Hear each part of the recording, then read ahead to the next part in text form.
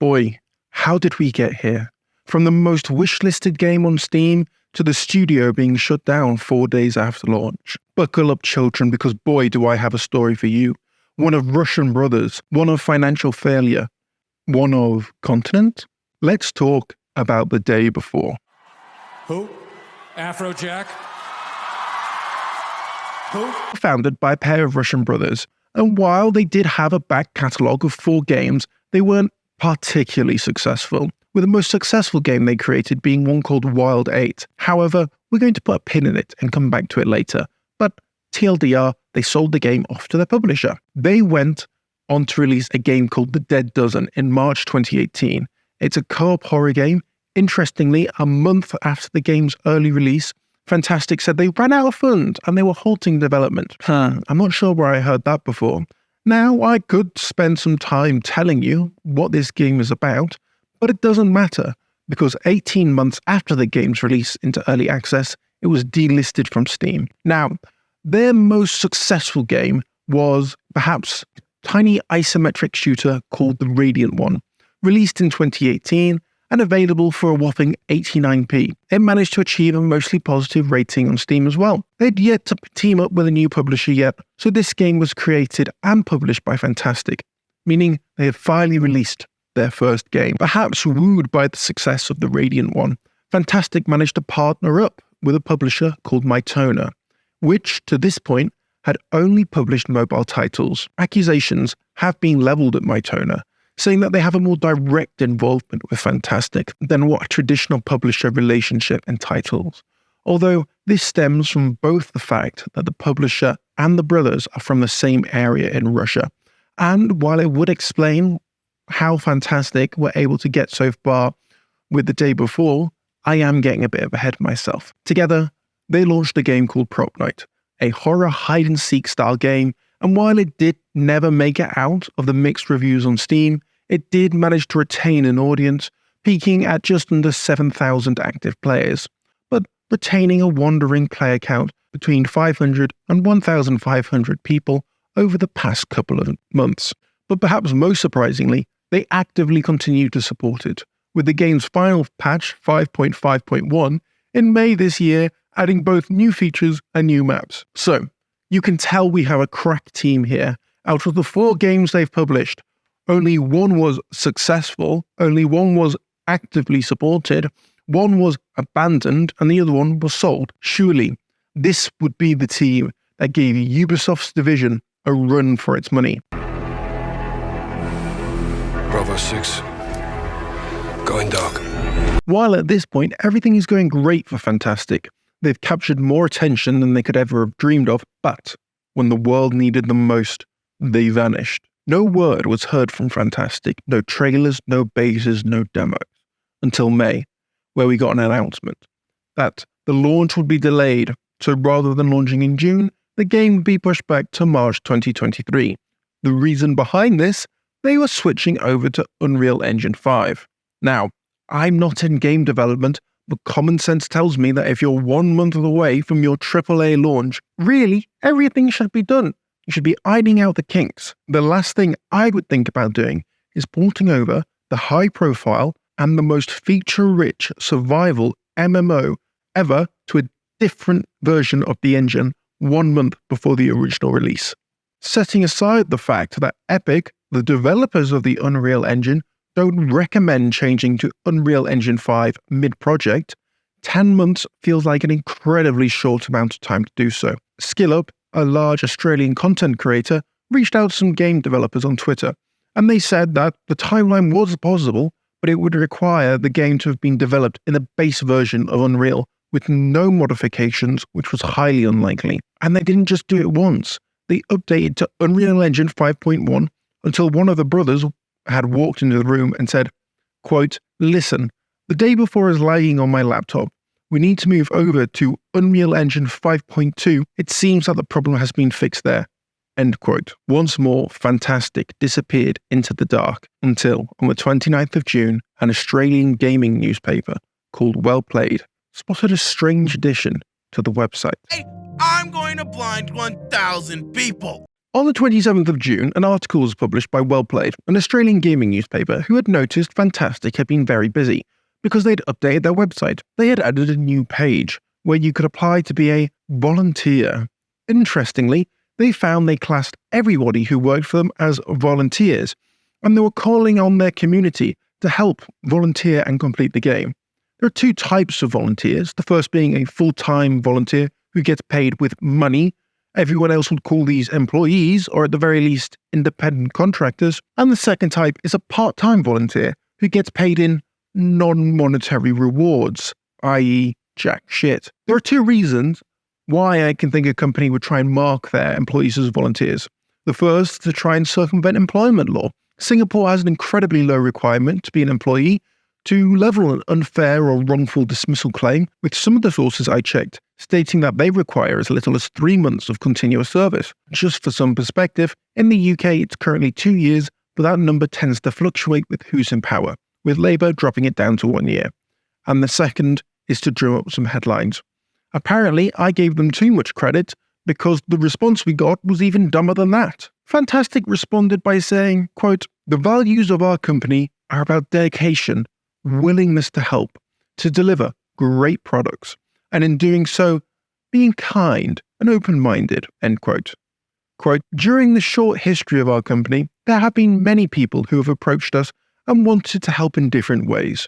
It doesn't relate to code writing or development itself, though, but in important things such as moderation, localization, or simply rooting for us. Setting aside the fact that localization and community moderation are absolutely parts of development, this is a dumb response. I don't know why they said this, but it got odder when Eurogamer managed to squeeze an answer out of them. Quote, "Essentially the word volunteer comes from the Latin word volaris, meaning willing or of one's own choice," end quote. That is their opening line. The entire statement is just waffle. But I'm going to save you 5 minutes of your life. It basically boils down to they ordered some professional localization one time and they weren't happy with the results, so now they try to get community help. But I want to talk about a bad Microsoft Teams clone. So, Fantastic is a Russian developer that was incorporated in Singapore with a lot of remote staff. And while this does have some implications down the line, I want to talk about Microsoft Teams. The brothers had obviously seen how much that product was raking in and thought they could do it better themselves. Allow me to introduce you to Continent, Fantastic's frontline soldier for their War on Offices, a watered-down and now defunct version of Microsoft Teams. Australian YouTuber SkillUp stated that a reporter trying to get access to the developers in order to gain some information as to whether the day before was real would only be allowed to ask questions about the day before if they also asked some questions about their new product, Continent. And how were they planning on getting tons of eyeballs on their new product? Well, they announced that they were going to be releasing a trailer about how the day before was made, as well as some live gameplay. Spoilers, in fact, there was no live gameplay. Instead, the entire video was basically an ad for Continent. While people had accused Fantastic of using a bait-and-switch strategy to try and drive more attention to their other games, it never really made much sense. But I'm more than willing to put on that tinfoil hat and believe they tried to cash in on the day before hype twice by trying to drive attention to their new sparkly enterprise app. I could spend more time telling you about the features, like how it didn't originally launch with voice chat, but that would be pointless because while Fantastic did originally secure the domain name all the way back in 2018, they would not do anything with the website until the 3rd of January, where they would launch their War on Offices. However, the filing cabinets obviously fought back because they lost. They went from pushing the program in January to adding voice chat in February, then nuking it off the face of the planet in March. The only way to look at this is through the Wayback Machine. Other than that, it's just gone. Side note, in the video they claim they get support from several groups, including a brand new laptop from Lenovo and a top-end graphics card from NVIDIA. I couldn't find any outside marketing for the companies trying to attach themselves to this shit show, except from NVIDIA, who did feature them on their channel, with the RTX on graphics style video, which means that apparently they don't check to see if the game is real. That's all well and good, but did anyone bother to register the name? I did not hit her. It's not true. It's bullshit. I did not hit her. I did not. Oh, hi, Mark. At this point, despite being promised, nobody outside the company had actually seen any live gameplay, merely getting a whiff of it in an ad for another app. So, Fantastic was getting a lot of flack for this, and rightfully so. They attempted to combat this growing narrative that they were a scam by announcing that they would release another trailer that would be live gameplay through perhaps the most bizarre method I've ever seen for a AAA announcement. And they made the announcement on their Discord through one of their mods. Could you imagine any other developer working on a AAA title announcing a trailer like that? But it was all for naught, as on the 25th, the game vanished from Steam. The most wish-listed game on Steam was taken down overnight. Fantastic originally claimed on their Discord server this was due to Steam error and the game would be back up shortly. Spoiler, it wasn't. Later in the day, Fantastic made an official statement saying that a private individual had issued a copyright infringement notice through Steam because they had the right to the name the day before. And who was this mysterious user? A Korean calendar app. Therefore, due to this copyright claim, they said they would no longer show us the promised gameplay. Why? It's not like they couldn't have just covered the title or just cut out the title card. They also stated that, quote, as a result, we have made the difficult decision to postpone the launch until November 10th, 2023, end quote. It really didn't help their case when days later, talking to IGN, they stated that they were already planning on delaying the game before the trademark dispute even happened. If this is the case, then why blame it on the copyright issue? It also doesn't help the fact that the Discord mod who announced this mysterious live gameplay footage had in fact not seen the footage. They were merely told to announce it, and they weren't even sure that it was real. That is really nice. Under heavy pressure to prove that their game was real and in fact not a scam, Fantastic took another interview with IGN, and in a statement that aged like fine wine said, quote, the storm will calm down eventually, and time will put everything in its place. When the game comes out, people will finally see the truth. Very prophetic. At which point, to try and help this storm pass, they finally kept their promise and released some live gameplay footage. Holy shit, was it bad. Setting aside the massive visual degradation than what was promised, and the Christmas aesthetic being thrown completely out the window, the game mechanics were bland, the looting was slow, the zombies were sparse, there was no enemy variation, PvP was basically non-existent, nothing happened in the entire trailer, which was a surprisingly honest move by Fantastic. But a few of these shots might seem a bit familiar to those of you who've been around for a while, because you have seen them before. Fantastic, at this point, have been taking a lot of inspiration from other games, let's call it that, in their marketing.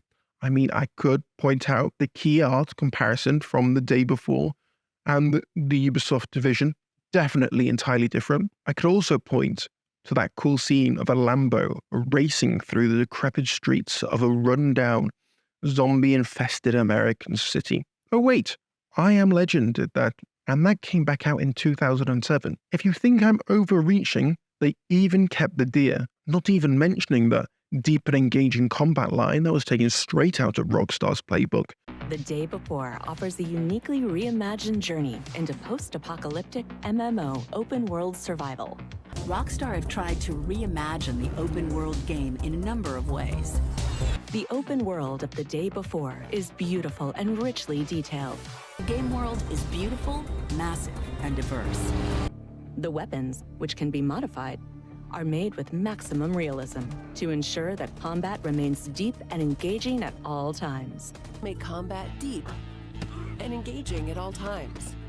Each weapon boasts unique characteristics, as well as realistic reload and recoil mechanics. Each weapon has unique characteristics, with realistic reload and recoil. Welcome to the next generation of post-apocalyptic MMO open-world survival games like never before. Welcome to the next generation of open-world adventure. Immerse yourself in The Day Before. But no, this trailer was perhaps the most egregious of them all, with the start of the trailer being a shot-for-shot remake of the Call of Duty's Black Ops War Zombies reveal, but this marketing material wouldn't be around for long. FBI, please! Despite the future of the game still being in peril and the game not being available on Steam, this didn't stop Fantastic from going all out and announcing new features called jobs. Not classes, mind you, jobs. When you finish your 9 to 5, don't you come home and dream about being a manual labourer and lift stuff? Because boy, do I have the game for you. If that doesn't float your boat, then how about a musician? But don't worry about it, because despite these jobs being announced, nothing ever came for it. However, things were starting to go well for Fantastic. The trademark matter did eventually make its way to court, where a judge did side with them on the grounds that it was unlikely for anybody to confuse a calendar app with the video game. In April, hope was rising. They'd won their lawsuit, and they had announced a beta. Truly, this game was real. They were going to show all the haters. Oh wait, that beta was only available to those aforementioned volunteers. So it wasn't beta, but an internal test, which is a fine thing to run, but it's a very odd choice to announce an internal test as a beta. The only reason to do so was, well, succeeded in doing so, was to get some positive headlines. They made another announcement that their game would be delayed until December 7th, but rather than a full 1.0 release, the game would instead be released in early access, meaning that they can release any pile of garbage under the guise of early access and promise to improve and develop the project later. The day before it was due to release, Fantastic decided that it wouldn't look good to compare the game to the marketing material. So they made a 500 IQ move to nuke all of their marketing material from the internet. Famously, the internet always forgets, and I'm sure nobody copied any of the marketing material from the most wishlisted game on Steam. And I'm sure everybody will forget about all those trailers on IGN. I really don't know what they were thinking. It's such an odd choice. But they weren't finished making odd choices yet, as they also decided to release this bizarre statement, which falls somewhere in between running a victory lap and begging people not to bully them too hard. I mean, seriously, these two statements are in the same bullet point of the same announcement. Quote, "To everybody who didn't believe in us, we made this game for you too," end quote, which I can only assume is some sort of threat. They go on to say, quote, "Please don't accuse us of scamming. That isn't true. We didn't take a penny from anyone," end quote. And, quote, "Please don't accuse of asset flip. That also isn't true," end quote. And while the statement did certainly raise a few eyebrows, time had run out, as on the 7th of December at 10 a.m., Fantastic servers went live. It's alive! It's alive! It's alive! This game looked like a scam. This game sounded like a scam. I was not at the edge of my seat, eager to burn my 40 quid. So I did not buy the game. So take the following with a pinch of salt, as everything I'm going to say is taken from a number of reviews and hours of watching gameplay footage. Where to begin? If you were successful in actually getting into the game, then you were one of the unlucky few, as the game had launched with massive server problems, where people would fail to join, crash out, or suffer such terrible lag that the game might as well have been turn-based. If you could look past the game taking seconds to register bullets from 5 feet away, you had better hope that you didn't trip and fall through the world, because I'm sorry to tell you, but that's it. You cannot escape the void. There is no unstuck command, and if you try logging out and logging back in again, you will remain falling into the void until you create another character. If you had managed to join a server and also managed to navigate the map so it didn't kill you, you might have noticed something odd about the gameplay. It was the wrong genre. That's right, the world's most anticipated open-world survival MMO was in fact an extraction shooter, like Tarkov but with zombies. Fantastic, returning to an old classic, deleted the MMO tag from Steam's backend directory in a hope that we would all just think that it was a collective fever dream, but unfortunately for them, they forgot to change the description in the Steam store. Awkward. It might have been possible to look past all these issues if the game was at least a good extraction shooter, but it just wasn't. The gameplay loop boiled down to take one quest from an iPad and go collect some garbage. Once you'd left an instance of your base, you'd be dropped out into the city randomly with what appears to be no rhyme or reason. Apparently, The live gameplay trailer zombie concentration was high because there were fewer actual zombies in the game, and ones in the game had no variation and would run at you in a straight line unless you shot them, where you would get this little roar. If you ran out of bullets fighting this monster, you were out of luck because the game does not have a melee. Yes, you heard me correctly. This game does not have a melee, which is wild to me. When the developers were asked about whether they would add melee into the game on Discord, they responded that they were considering it, but that doesn't help you with this zombie, does it? So if you decide to run away, you'll be able to run forever because the stamina bar lets you.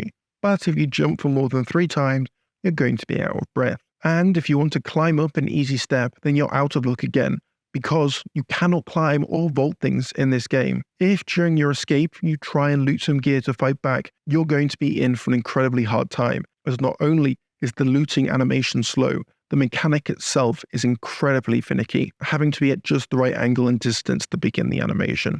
That is, if you can even find a lootable container, because there is no clear delineation of what can and cannot be looted. 2 identical containers can be present, but only one can be looted. Once that zombie finally catches back up to you, or another player decides that you're easy pickings and finishes you off, you better hope you kept some loot back in your base, because you lose everything. And while the game was supposed to have a welfare system to give you enough money to buy a gun, it was bugged at launch and did not work, meaning you had to go back out into the city naked to try and find a gun. The game does not even tilt the scales for you, meaning it can take up to 30 minutes to get a gun drop. If you want to take a break from wasting your time, you might go and check out the base building feature the trailers were talking about. And while it does exist, it is just a cosmetic money sink.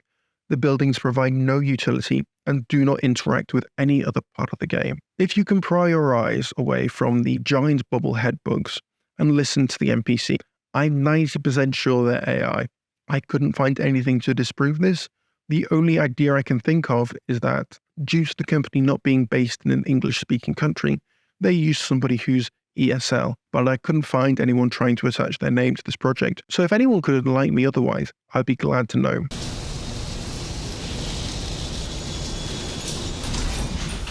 Regardless of your thoughts on the game, there's obviously a deep hunger for this style, because despite all the red flags, this game managed to rack up an impressive 38k players at launch. But in a disappearing act that would impress Houdini, they performed a never-before-seen trick of losing 60% of their player base overnight, only for it to drop a further 20% on the day after. Unsurprisingly, when you release a game that's a different genre than what it was advertised, you tend to get a few refund requests. In an unconfirmed leaked internal memo, the game had managed to sell an impressive 201,000 internal units, but 91,000 of those units had requested a refund.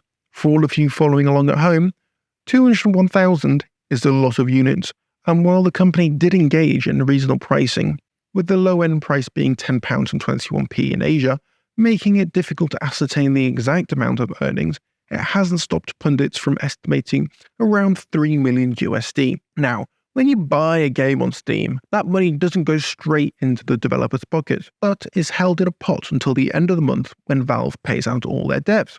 This means all they had to do was survive till the end of the month to get that payout. Spoilers, they didn't make it. Unhappy users and vindicated Redditors swarmed Steam, dropping 20,000 negative reviews, leaving it with an 85% negative review rate, bringing it in line with the likes of Overwatch 2, which, while that game does have its problems, I'm not entirely sure is fair.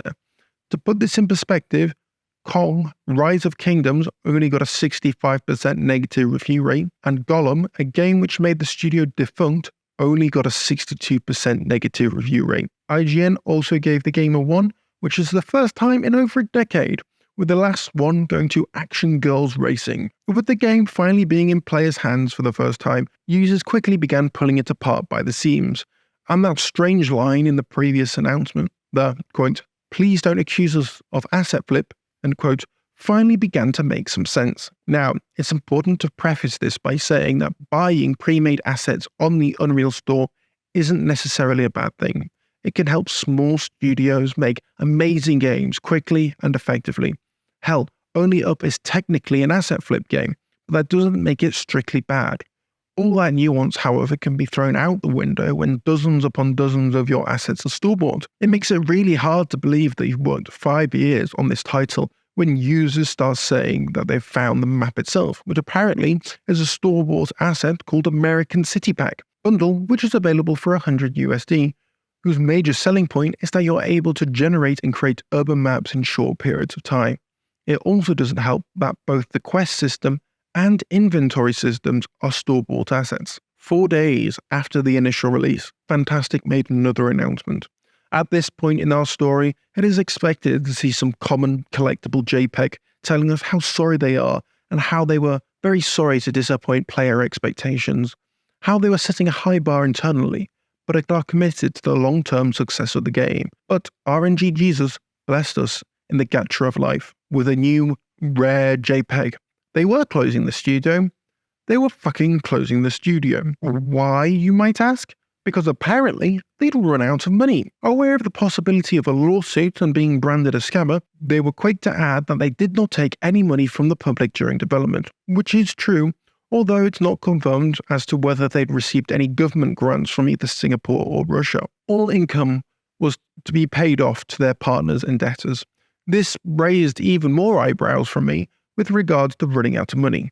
What type of investor would give a company just enough money to publish the game and then cut the tap 4 days after release? In later announcements, they've gone on to say that they are guaranteeing refunds to anybody who wants them, regardless of playtime. My toner backed this claim as the investor in the day before.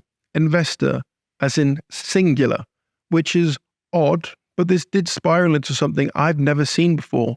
Steam aggressively refunding people, as in not only were people with tens of hours getting refunds, but people who had never requested refunds were also getting refunded. Actually, you know what? Let's talk about the...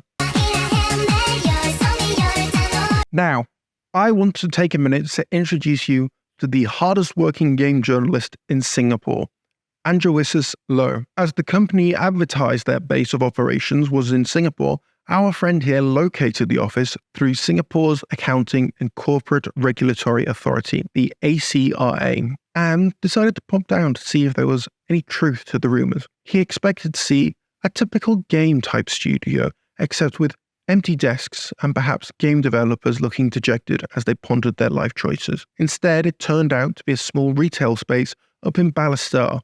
Upon checking with the building manager, they were just using the space as a virtual office.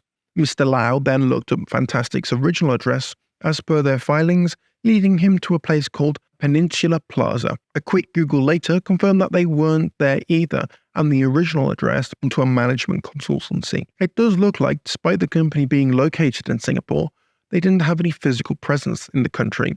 And while both brothers do have private addresses listed in Singapore, as well as work passes set to expire in 2026, and technically this information is publicly available. As a zero subscriber GigaChad, I'm not going to dox them. It doesn't take an expert to see what they were doing. All evidence points to them being based in Russia, but the company was founded in 2015, a year after Russia's invasion of Crimea, which resulted in heavy sanctions. So they incorporated their company in another country to avoid said sanctions. But as the hardest working game journalist in Singapore, he wasn't done yet and managed to get their financial filings. So here are the highlights. They filed $3.4 million of revenue in 2022, with the brothers paying themselves a handsome $200K salary. They also billed travel expenses of over $308,000 a year, which brings them up to $25,000 a month. Just on travel, they declared $1 million in 2020, and on their balance sheet, they have listed $1.4 million in cash just sitting in their account. Combine that with the roughly $3 million they brought in from the game's launch, as well as the money they'd saved from not having physical locations, plus any additional funding they'd received from their publishers, raises a few eyebrows about how they'd run out of money in 4 days. Doesn't matter how scam-like the game was, it's still more than 2 people's work. So, let's talk about.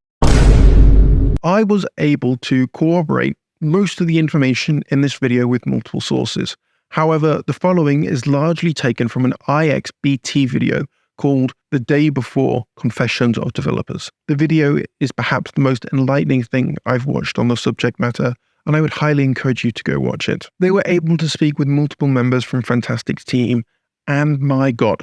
So, a game has been in development for 5 years, and that game's name was The Day Before, but to call it the same game is only true in the loosest sense of the word.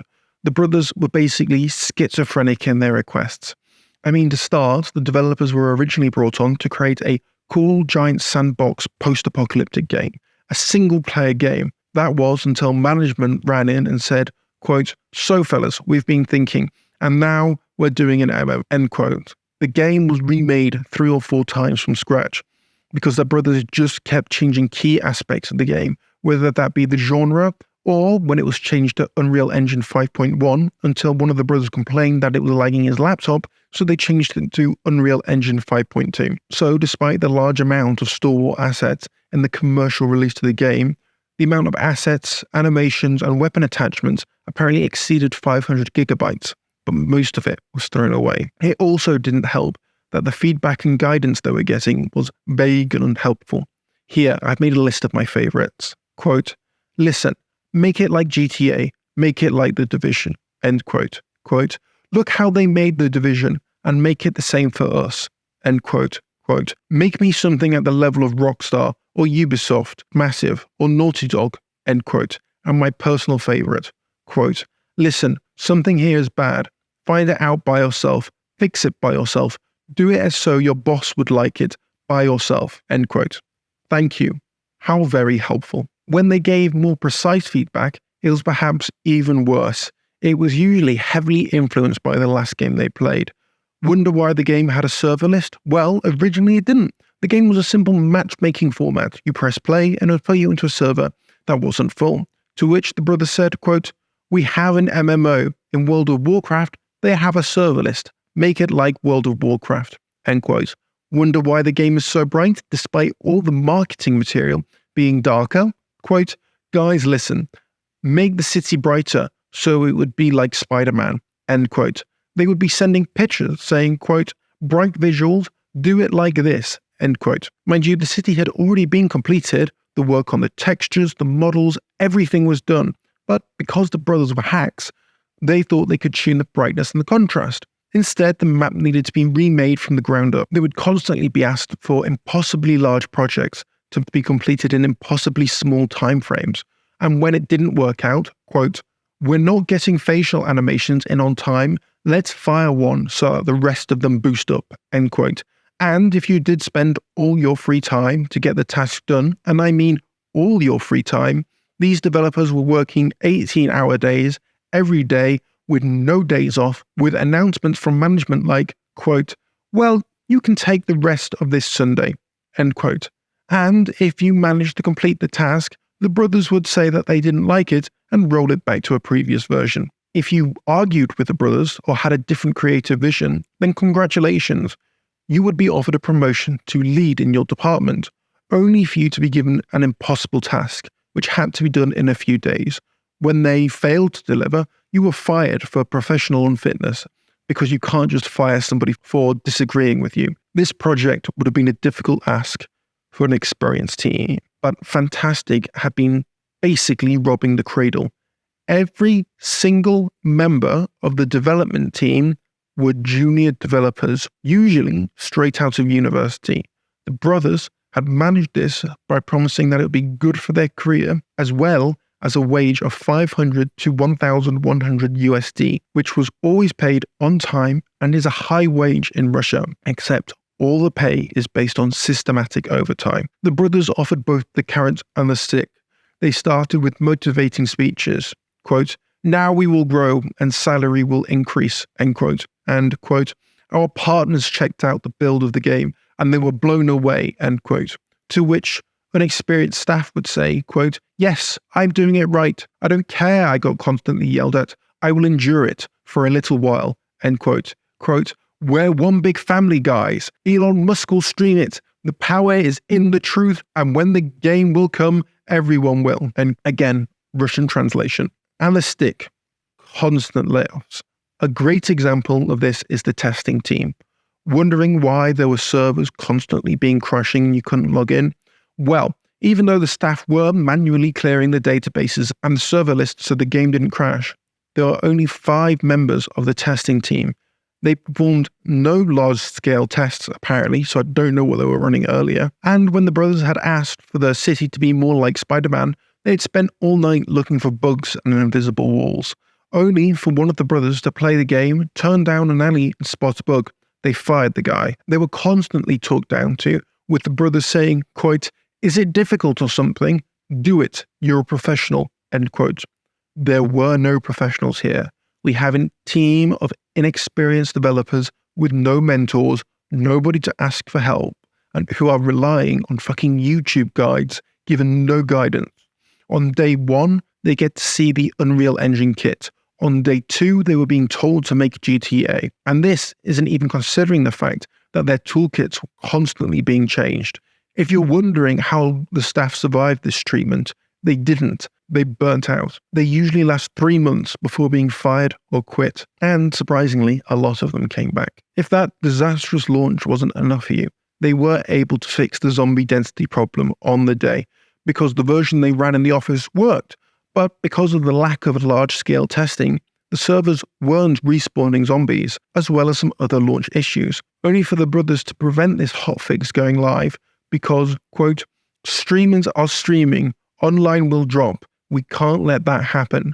Dr. Disrespect is streaming our game, so no hotfix," end quote. The brothers were obsessed with making items high quality. Not high quality gameplay, mind you, but items within the game. Quote, "Make it like Apple," end quote. Did you wonder why you have a Louis Vuitton bag during the apocalypse? Quote, "What is all these stupid things in the inventory? Replace it with expensive ones," end quote. Quote, "It looks poor. People will think the game is for bums. No one will buy it. Redo it. Everything must be luxurious," end quote. And remember those volunteers we were talking about? Turns out none of them ever got to see the day before, and instead were all assigned to work on prop night. So they got testers for free, and they made it so the guys who came to work for them on pure enthusiasm burnt out, became disappointed, and left the project. And if they started to ask questions like, "Hey, let's test the day before," they were deleted from the work chat. They were simply fired. So, juicy detail, they didn't include the name, but the brothers are starting a new studio to create mobile games, and they have been calling previous fantastic employees to try and get them to join. Quote, "Guys, come with us. We will be making mobile games. Everything will be okay. This one didn't turn out well. Come with us," end quote. And apparently, some people have. Chemicals in the water that turn the friggin' frogs gay. Given the scam-like nature of this situation, it can be forgiven for thinking the worst about Fantastic. However, now that the dust is settled, it is important we address some misconceptions that have been floating around. Now, earlier in this video, I mentioned Wild 8. Well, we're coming back to it. The game is a top-down survival game that incorporates co-op elements. Back in 2016, they managed to gain $50,000 in crowdfunding, as well as support from the publisher Hype Train. The game released onto Steam in 2017. However, 9 months after the original release, Fantastic announced that they are stopping all development of the game and have sold the rights off to publisher Hype Train. The only reason I could find behind this is, quote, "internal conflict regarding Wild 8, end quote. I bring this up because I've seen this screenshot floating around. And without background information, it's very easy to jump to the conclusion that Fantastic are just trying to rebrand themselves to scam again. Hell, this is the exact conclusion Asmongold came to in a clip that has over 300,000 views. Fantastic is changing the name of their company. What is this? Oh, this is smart. Look at this. They changed the name of their company so that way people don't know it's them whenever they make a new game. That's really smart. Yeah, there you go. Don't worry, guys. This new company is going to be honest, I believe. A few moments later. Oh, they refunded me. They fucking refunded me. Look at that. I got $43. Holy shit, I got refunded for the day before. Steve came through. The image has led to the game getting a large amount of negative reviews on Steam. So while it is correct that dev tag was taken off due to the negative press that the day before was receiving, the Fantastic devs haven't had any contact with the company since 2017. As to why this tag wasn't changed sooner, I really don't know. Regarding this screenshot, I've seen a lot of people give Valve credit for taking the game down off Steam. However, I can find no proof that it was in fact Valve. While Polygon has reached out to all the companies involved, they didn't get a response. As we get to the end of this story, this entire situation has made it hunting season fantastic. DayZ put out their own statement in a very similar format, as well as putting their game on sale with another survival game in a sale called The Day After. Fantastic tweeted out that they would be receiving 0 in sales, and when somebody tweeted at Fantastic calling them a disgrace, they responded, quote, "This is our first big experience. Shit happens." I won't lie, that got me at how utterly ridiculous this whole situation is. Truly, one for the history books. Fantastic has made what may be their last statement before shutting down. According to this last statement, not only have they officially ceased operations, but services will go offline on the 22nd of January 2024, with one report stating that Fantastic had previously referenced a contract with its server providers for around $1 million USD a year. So they had either paid off the remaining balance, or the publisher and investor Mytona may have instead. It's safe to say that these are the same servers that have been holding Prop Night. As such, they will also be closing at the same time. CryptoZoo.co. So, was it a scam? I think this is a case of financial and personnel mismanagement on a colossal scale. I think that they are a pair of uber incompetent brothers. But there are so many more ways they could have made more money. They could have cut and run. And the way the company is acting now, it's very clear to me that they are terrified of a possible lawsuit. That's why the company is being wound down at such an accelerated rate. It's why they're putting out weird statements, basically begging people not to accuse them of scamming. It's why they're refunding people who've never requested one. So no, I don't think it was a scam. If you've enjoyed the video, make sure to give it a like or subscribe. If you disagree, drop a comment. I'd love to know your opinion on the matter, and all sources are in the description down below. Bye.